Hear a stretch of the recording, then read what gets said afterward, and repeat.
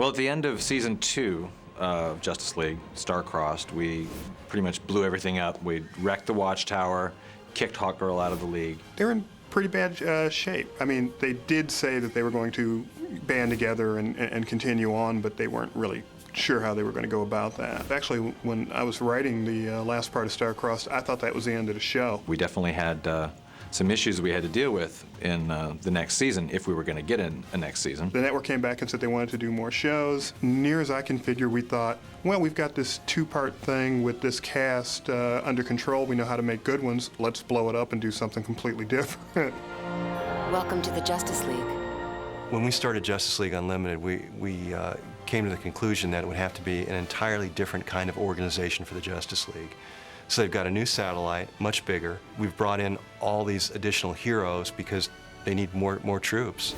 And we have J'onn J'onzz being essentially a watch sergeant, a desk sergeant at a police station. So he's the one who coordinates all the different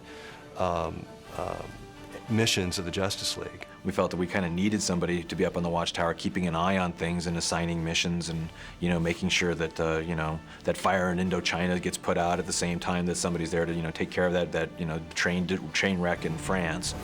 Hawk and Dove, Star and Stripe, Shining Knight, Fire and Ice, Dr. Light. Bruce came up with the idea. He says, we're going to have all these heroes, and they're all going to be on a team, and they're going to break up and go on missions. And I'm like, yeah, okay, yeah, it sounds pretty cool. Why don't we open up the ranks of the Justice League to include basically every hero in the DC universe that they'll let us play with? So it just seemed a natural progression to include more superheroes. Since there are so many of us, we have a chance to do more than just put out fires, both literal and figurative. Once everybody signed off on the new format, we sat down and said, okay, now which heroes do we actually want to use? First of all, we literally went through the DC Who's Who, and we literally made like this huge laundry list of characters that we submitted to DC and said, can we use these characters in the show? DC bent over backwards. They let us use characters that, we really wanted to use, and they didn't want us to, and they really rarely said no to us. I mean, they really let us go nuts on their guys, and it was pretty cool. We're all equal in at least one way. Each of us is willing to make the sacrifices a hero needs to make, even the ultimate one. One of the ideas that we toyed with was redesigning all the characters, and as it turned out, you don't tug on Superman's cape. We're staying very true to what these designs originally were. Whichever incarnation the hero was in when you first read the comic, that's the archetype. We never heard back from you. Been kind of busy.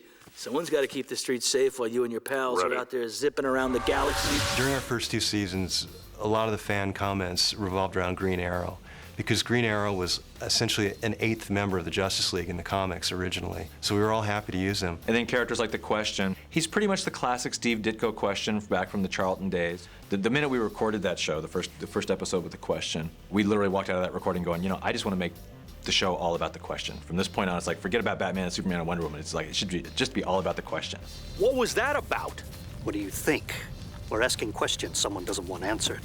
Oh, learn a new tune already. The bad side of having all these characters is there are always characters in the back of your childhood that you've always wanted to play with, and you don't always get a chance to do those shows. It turns out that we all have our different favorite heroes, and we passed that list around to the producers and the writers and the freelance writers and said, okay, who do you want to use? And we got some very odd choices that came in.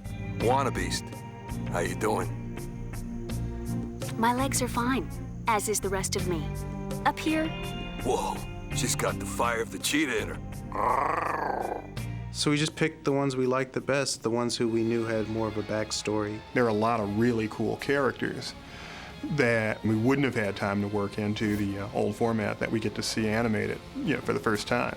I think half the joy of watching the show is being able to pause it and look who's way in the background of that shot and say, look at that, that's Booster Gold hanging out with Gypsy back there. Theoretically, John has some plan in mind when he teams up this one with that one, and their powers will complement each other, although often he does it for psychological purposes, so that one will teach another a lesson. Sometimes there's clashes, sometimes there's fun, personality-wise, it's just fun to watch that go down, and that's where the drama is. Why don't you take the stick out, Corporal? Captain.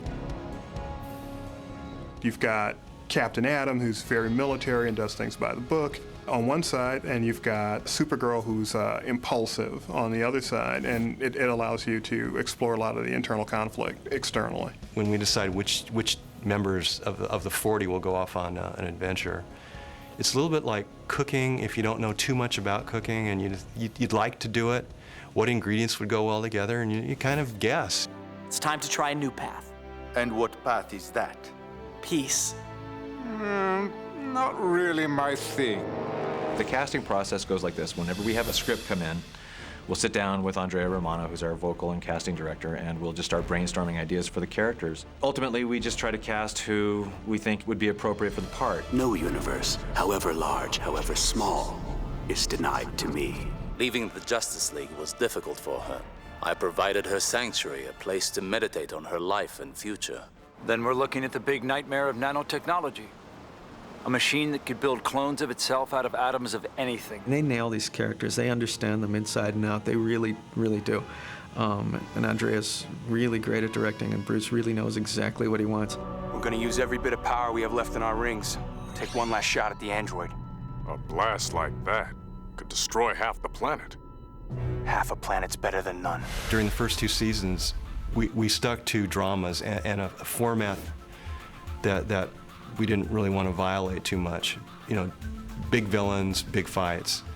And after 2 seasons of that, some of the writers just said, let's have a little fun now. So some of the stories are quieter and some of the stories are simpler. And there's still some that are still quite epic. You know, we're still managing to squeeze a whole lot of action into, you know, a little 20-minute story. But it's definitely a much more open framework to generate story ideas. The new format made it a lot easier to do more comedic episodes, which we kind of shied away from in the first 2 seasons of Justice League. This was a lot of fun to us because it kind of really opened up the doors to the story possibilities of, you know, featuring different characters, and we can do different kinds of stories. We had a lot of fun with that. He's just a baby. That's all he needed. Oh man, that ain't all he needs. You can tell a comedy story. You can tell, you know, kid stuff. It's a lighthearted story. I mean, it's got some kind of heavy, you know, undertones, but you're able to tell these fun stories. I like the idea of being able to do comedy. I mean, this little piggy it's just outrageous. We'd never planned on having 3 comedies in the first season of Justice League. It just kind of happened that way. Light 'em up!